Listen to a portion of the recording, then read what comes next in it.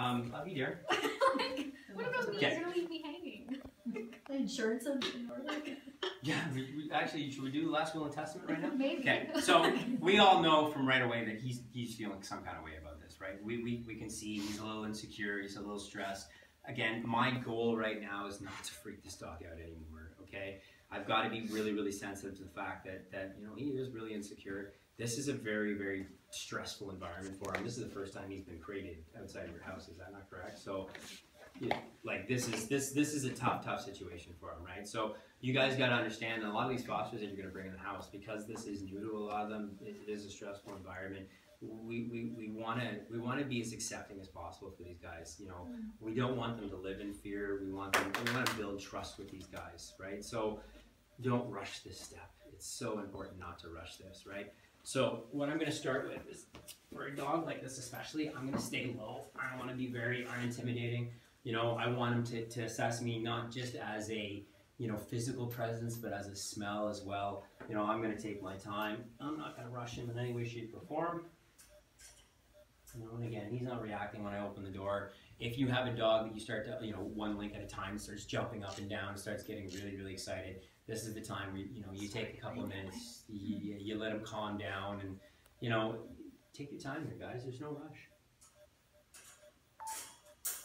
And again, I don't want to just fling the door open and away he goes. I'm not going to reach in after them. I really do want to give him a little bit of time to kind of assess what's going on, right? This is the most important process in this is the theory that I have with everything is I really do want to build trust, right? This is about a relationship. This is about a bond. This is not just simply grab a dog, work the crap out of it, pass it off to the next people, okay?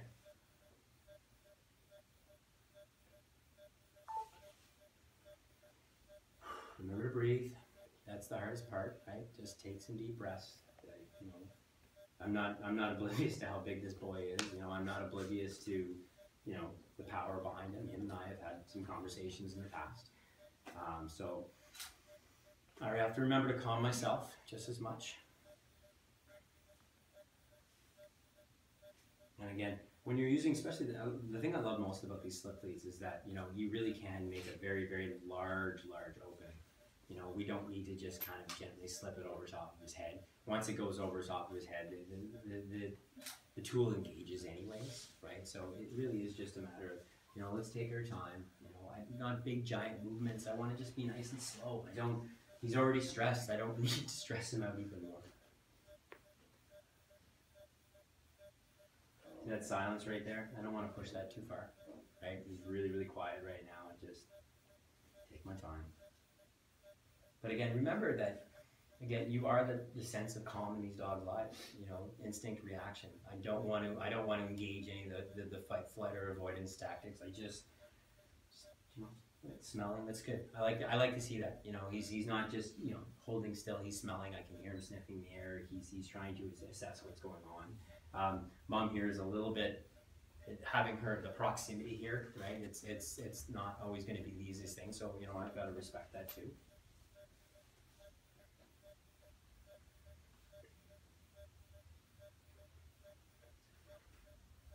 And again, I don't need to go right to the next step right away. You know, I just, the collar's on right now, that's fine. Just give him a couple of minutes to kind of relax. So when this actually engages, he's gonna pop up a little bit. Okay, so again, I gotta be prepared for it. So I'm gonna give myself a little bit more distance, because the closer I am to him, the more stressful it's gonna be for him, right? I wanna kind of give him an opportunity where I'm at the end of my leash. Again, I'm not gonna stand up right in front of him right now, it's a bad idea. And it really is just about what is going to make the dog more comfortable. It's not that I can't. It's not that he's about ready to snap my face off or anything like that. He's not that kind of dog. He's just really insecure, and I don't feel like, you know, pushing it too far right now.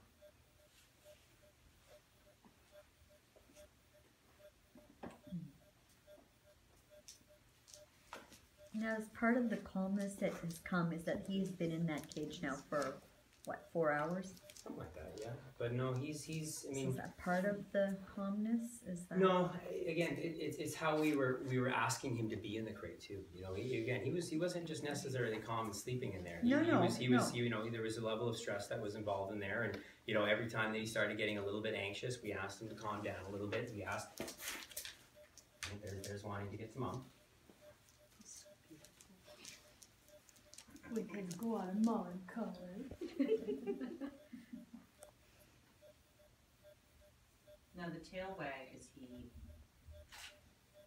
stressed? Is he happy? How are you reading his state of mind right now? Yeah, he's a little bit of everything right now. I'm not going to really focus too much on reading. I'm just going to kind of let him be right now. You know, you can't just sit there and label things. People love to sit, oh, his tail's down, his tail's up, that kind of stuff. You know, he's obviously stressed out. If he wasn't stressed out, there'd be something very, very wrong. Yeah, I see confusion on him too. He's not Yes, sure, just he's not sure what's he doesn't know what's up or down is. And again, when you're dealing in my personal experience, some of the most dangerous animals are the fearful ones, right? Because again, anything could set him off. The yawning, he's obviously stressed. The panting, there's a lot of anxiety. There's a lot of stress happening right here, right? So again, my job, I'm not going to throw a lot of commands at him right now. I just want him to kind of, you know, relax to it a little bit. I'm not going to reach for his head. I'm not reaching for his collar right now. I just want him to have a couple of minutes to just kind of breathe and relax. Would it help with him in the mode that he's into, like give him a few good boys and a little pat or something, just Mom, you need to reassure him that you're in a... You can give that a go if you want. No, I'm just... No, but like again, this is not a state of mind that I want him to be in. I don't want to reward this in any way, shape. I just want to be very neutral. Oh, yeah, okay. You know, and again, get a lot of slack for it, but I want to be neutral in this position. I want him to go through whatever it is he needs to go through, be comfortable. I want him to take his time. I mean, he's going through stuff right now. He's just, you know, he could be feeling all kinds of things right now, right? Do you want me to try and turn it off? I can guess, but at the end of the day, you know, anything can be happening here. So I don't want to push him too hard, too fast right now. Because this, again, I've had exposure with this dog. He has on occasion looked perfectly fine, and then all of a sudden he just turns around and starts rumbling and grumbling as he heads towards you. And he's very, very, very good with his body. Like, he knows how big he is, and he knows how to manipulate it. And again, the fact that Mom's here right now changes things. It really, really does. Because I've got to be very, very careful when he gets close to her. He has a very, very, very tight reaction to her. So I have the same issue with my two. When they're close to me, they're always like creating a Space. space between whoever else and me.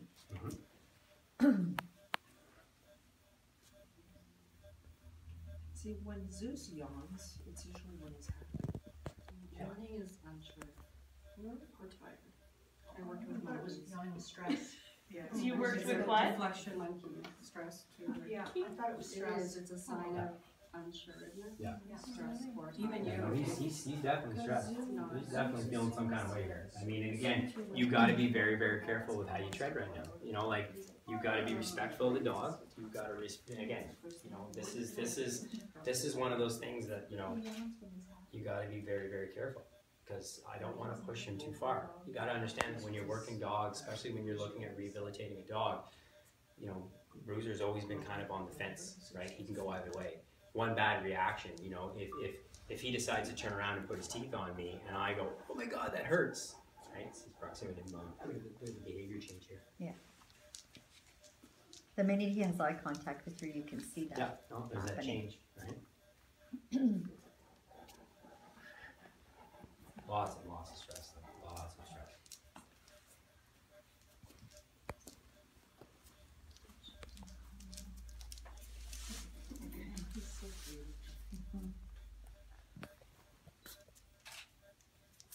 See how delicate I'm being? It really is, and again, you know, regardless of what my fans on social media say, I really am not trying to use force here.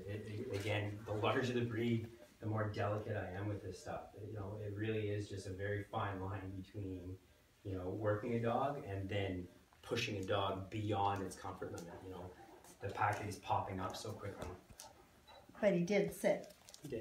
He's following directions.